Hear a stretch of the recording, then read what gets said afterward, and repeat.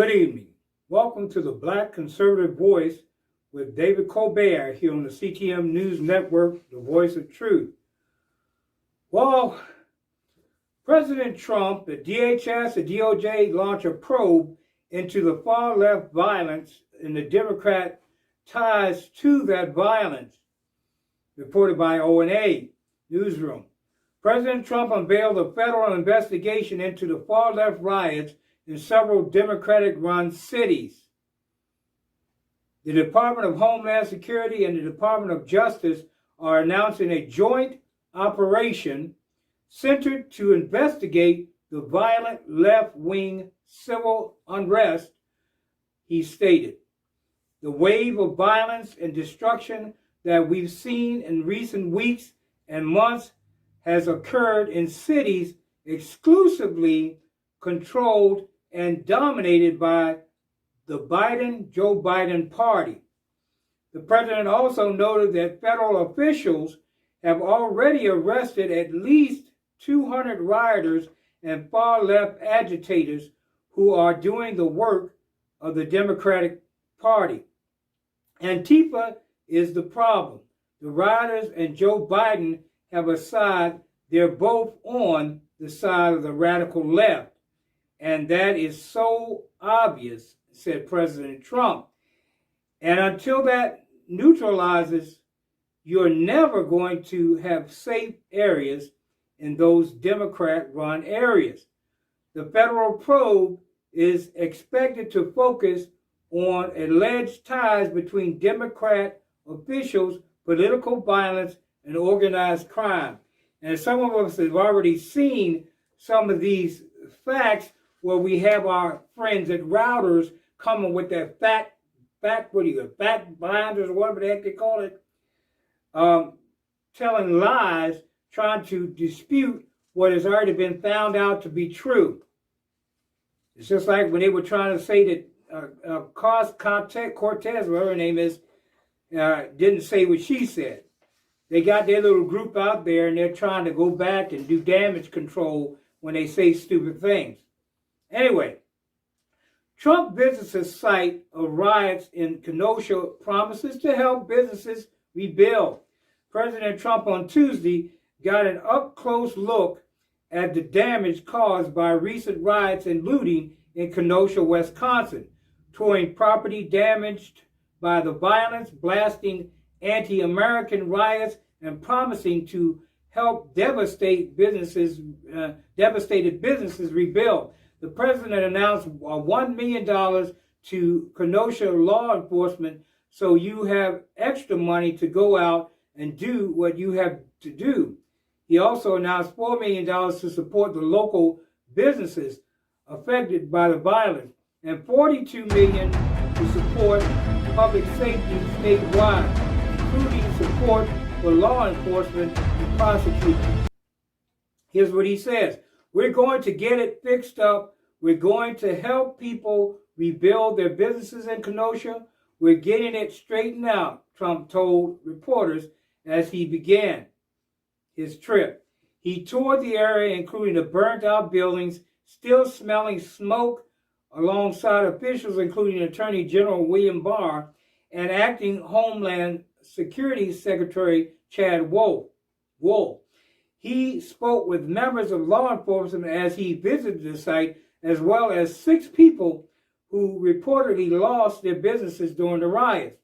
Kenosha, he says, has been ravaged by anti-police and anti-American rioters, he said, and roundtable with law enforcement and business owners after also visiting an emergency operations center. They are not acts of peaceful protest, he said, but domestic terror. Trump visits was also met by protesters with large groups raising their middle finger at the president as his motorcade passed. And I say to them, set on it. Okay, to the top political violence, we must also confront, to stop the political violence, we must also confront the radical ideology that includes this violence. Reckless far-left politicians continue to push the destructive message that our nation and our law enforcement are over oppressive or racist. They'll throw out any word that comes to them, he said at the roundtable. The visit comes over objections of local Democrats with Governor Tony Evers, who has deployed the National Guard to help stop the violence, saying Trump's presence will only hinder our healing. I am concerned your presence will only delay our work to overcome division and move forward toward, Governor Tony Evers said in a letter to Trump ahead of the visit. And I said to you, like I said last night about Mr. Wheeler in Portland, these people sound like wimps. Oh, we scared something else going to happen. President Trump is there. He is a strong leader, and he will not put up with the foolishness that is going on in your city, Governor Evers. Trump has since hailed the deployment of National Guard, which he had called for as a turning point in the stemming of chaos, which it did. The violence stopped 6 days ago, the moment the Guard entered in the picture. He tweeted Tuesday morning, he said, in a Kenosha that if more states would deploy the National Guard, it would be all over very, very quickly. His visit took a markedly pro-police tone, saying that cops are put under tremendous pressure. Well, we're going to take a short break right now. You're watching the Black Conservative Voice on the CTM News Network, the voice of truth.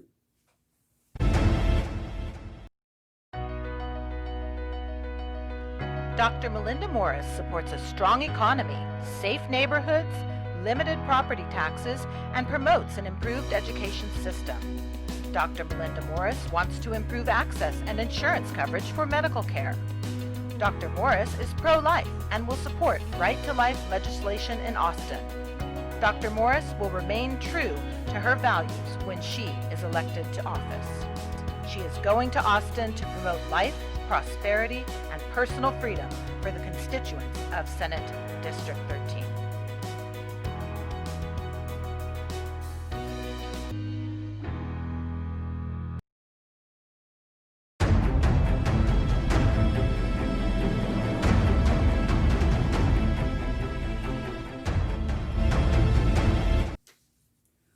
Welcome back. You're watching the Black Conservative Voice here on the CTM News Network. I'm your host, David Colbert. President Trump went on to say they have a quarter of a second to make a decision. And if they make a wrong decision one way or the another, they're either dead or they're in big trouble, and people have to understand that, he said. And this he's talking about the National Guard as they come in. They're not going to be playing games when they come in. I told you about this American Revolution. If they come in, look out. And I believe if President Trump is reelected, they will come in and they will get the city straightened out, regardless of whether governors necessarily want them to or not. Anyway, the protests and riots were sparked by the shooting of Jacob Blake last week, something protesters point to as another example of police brutality against black men.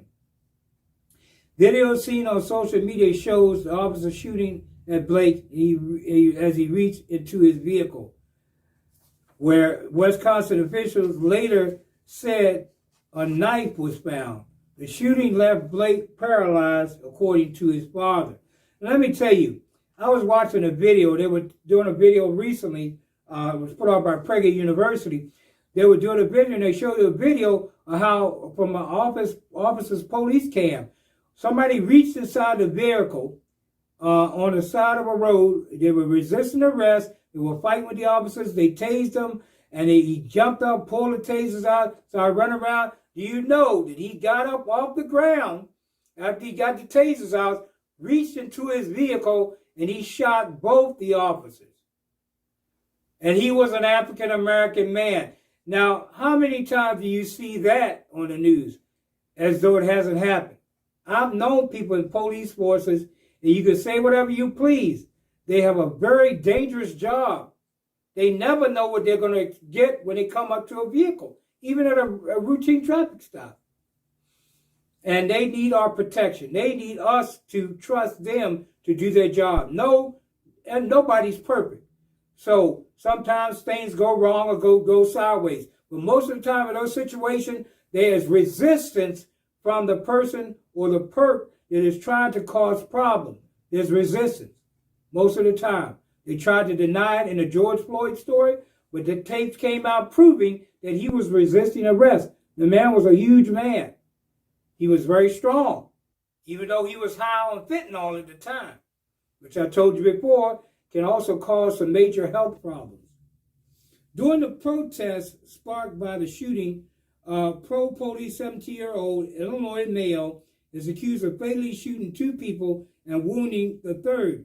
Kyle Rittenhouse faces homicide charges in the shootings of his lawyers. His lawyers had claimed self-defense. And it was self-defense. I saw the video. The boy was scared for his life. He was 17 years old. Give me a break. You got people coming at you with knives and guns, everything else. What are you supposed to do? You got a weapon? You're not supposed to do anything? I think any of us would have did the same thing. You see somebody come at you with a 9mm and you got an AR-15. Which one's going to win, people? You're going to use your AR-15 to stop the guy coming at you with a 9mm. And that is not murder. That's self-defense. And he self-defended himself and the others that were running down after him. They got a hold to him. They had knives and weapons and everything else.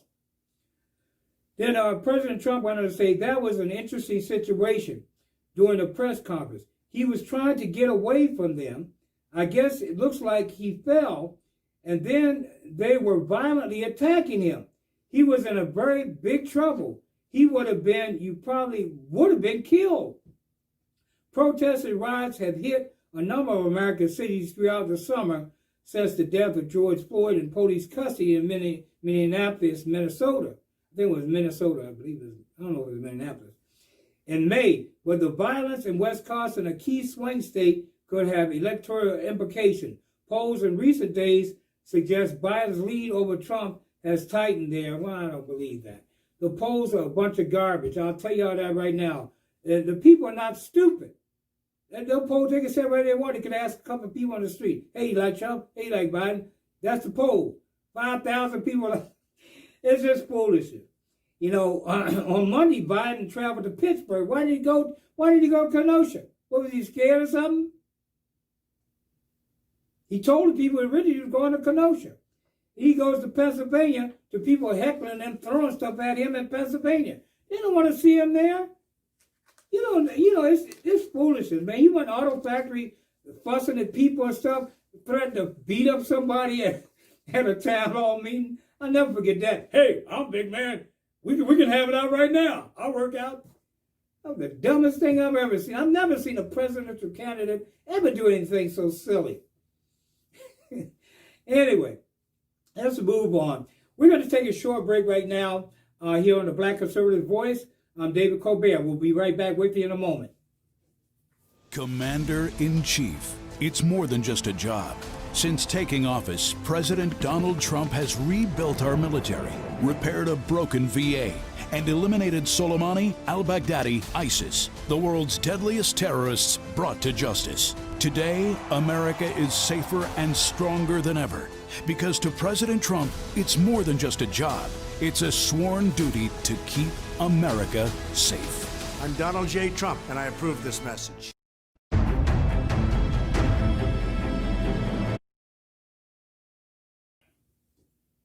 Welcome back. You're watching the Black Conservative Voice with David Colbert here on the CTM News Network, the voice of truth.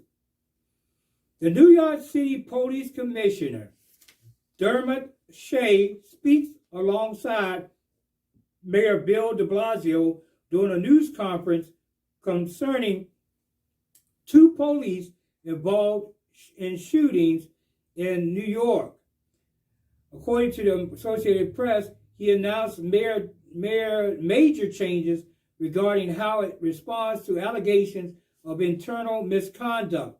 The nation's largest police force is rolling out a new disciplinary system for its officers. Commissioner Dermot Shea unveiled the overall plan on Monday, the form of a 48-page draft penalty matrix. Quote, officers are out there every day doing God's work in many ways with no need for discipline. But invariably, in any occupation, there will be incidences that happen that shouldn't have happened, he stated. And when those incidents happen, we want to have a roadmap where both our employees as well as the public knows what to expect. The matrix categories, misconduct, 11 different categories with presumptive penalties outlined in each one. Under the guidelines, officers who are found to have improperly used deadly force or physical force against someone, regardless of if the person is harmed or not, the presumptive penalty is termination. This includes the use of chokeholds under any circumstances. Additionally, officers who fail to intervene when witnessing such force being used can also face the same fate. For abuse of authority, including discourtesy and offensive language, the presumptive penalty ranges from training to probation to termination. The project has been in the development since the beginning of this year, before the New York City Council passed a law in June requiring its use. The penalties are not black and white. However, with officials, nothing in the matrix will only serve as a starting point for analyzing after a full and complete investigation takes place. Commissioner Shea will ultimately have final approval. Regardless of the announcement, though, it is still being met with criticism from some, including the head of the Police Benevolent Association. Those are the ones who sponsored or who endorsed President Donald J. Trump. In a statement, Union President Patrick Lynch called it an avenue for New York City Council to manipulate NYPD discipline to further their radical political goals. He predicted the matrix will change based on headlines and poll numbers, rather than any objective sense of justice or fairness. So he's pretty much telling you there, it'll change if the Democrats wanted to change. Despite this, the New York Police Department maintains the new system solely aims to establish a consistent, fair, and transparent standard for all members of the service. Moving forward, the matrix is open to public comment for 30 days before it is expected to go into effect. Once again, before I move on, I just want to offer an opportunity. If you have a political campaign or a small business or a large business who wants to advertise, we have very low rates. You can advertise this program. Our viewers are anywhere from 10 to 50,000 per episode. So you can go ahead and invest in your advertising, your campaign, your business, advertising during this program. One of our major audiences is the state of Texas, where I'm at right now. We have New York, Florida, and we're seeing over 37 states where we have our viewers who watch this program in particular. So if you're interested, contact us through our email on the screen here, and we'll set you up for your commercials. And we have commercials not only during this program, but it could be throughout the day as we have other programs that we have on this channel. Anyway, Mick Mulvaney, according to the former acting White House Chief Staff Mick Mulvaney, a Biden-Harris administration would greatly increase the role of the federal government in the economy. During an interview Monday, Mulvaney said Biden would increase government control in the financial sector. The former vice president is also expected to expand government participation in Main Street economy. If Joe Biden wins, you're going to see an absolute avalanche of regulations in a very short period of time, he explained. It's much easier to regulate than it is to deregulate. And we'll be taking that into consideration. Meanwhile, Mulvaney said President Trump will likely continue cutting the red tape if reelected in November. Thank God for that. So get out to your polls, vote for President Trump, put him back in office so we can get out of all this foolishness that is going on in our streets right now and all these political ploys and games that are being played. Also, put us back in control of the Republican Senate, make it a Republican Congress as well, and watch how much gets done in this country. Because the problem we're facing right now, you got Democratic leadership in the House of Representatives that's refusing to come across the table and do anything. If nothing else, vote Nancy Pelosi out so we can deal with somebody who's got some sense and do not stand up and tell the other party, I'm not going to budge on anything. How can you negotiate or work anything out if you refuse to budge on anything? That's a government of in cooperation, partisanship to the max. Okay, moving on. He goes on to say, I don't think you'll see a lot of regulatory action between now and the election, he stated, speaking with President Trump. And then the outcome of the election sort of determines what happens in that next. The critical 60 to 90 days between the election and the beginning of Biden administration or the second term of the Trump administration. It will be a flurry of activity under certain circumstances. Democratic presidential candidate, former Vice President Joe Biden speaks at campaign event. He spoke at a campaign event in Mill 19 in Pittsburgh, and that was on Monday. He did that. But I want to thank you for joining me here on the Black Conservative Voice. I'm David Colbert, and please, I beg you, get out to the polls in November or October. Vote early, vote early. Put your vote in for the Republican Party to take back control of the House of Representatives and to maintain a larger control even in the Senate so we can go along the lines of the American dream, along the lines of what this country was created for, a government for the people, by the people, and utilizing the people's input to accomplish things in this country. If you want that to happen, you need to re-elect President Donald J. Trump to office in November. Well, once again, I want to thank you for joining me here on the Black Conservative Voice with David Colbert, CTM News Network, the voice of truth.